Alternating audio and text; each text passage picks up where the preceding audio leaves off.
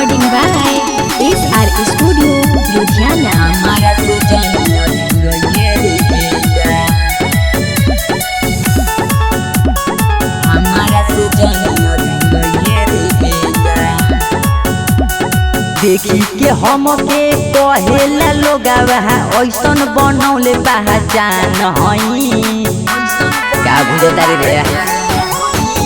देखी के हम के कहेला लोगावा ऐसन बनौले पहचान हई। हमारा से जनिया जुड़े रे बबुओ जाति में हम निषाद हई। हमारा से जनिया जुड़े रे बबुओ जाति में हम निषाद हई। हमारा से जनिया जुड़े रे बेटा, हमारा तो जानियो ये रे बेटा, हमारा तो जानियो ये रे बबुओ जाति में हम शेर के शिकार करे खाती जिगराई होके के चाही रे। तोरा ई जैसन आंडू पांडू से बल्कि ई बागान बिगड़ी रे का बुझल रे। शेर के शिकार करे खाती जिगराई होके के चाही रे।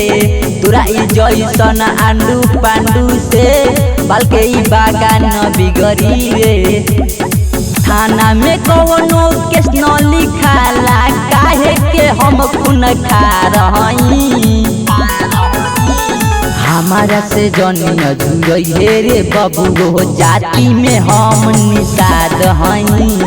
हमारा से जनिया जुड़े रे बबुओ जाति में हम निषाद हई। हमारा से जनिया जुड़े रे बेटा, हमारा तो जानियो ये रे बेटा, हमारा तो जानियो ये रे बबुओ जाति में हम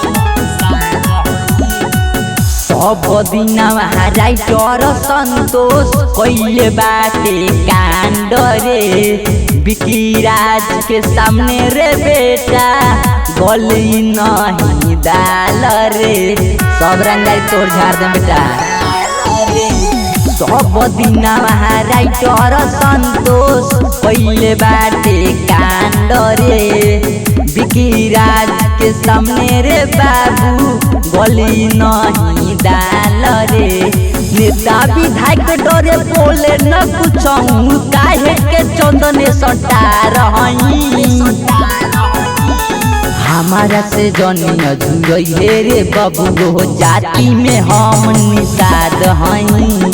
हमारा से जनिया जुड़े रे बबुओ जाति में हम निषाद हई।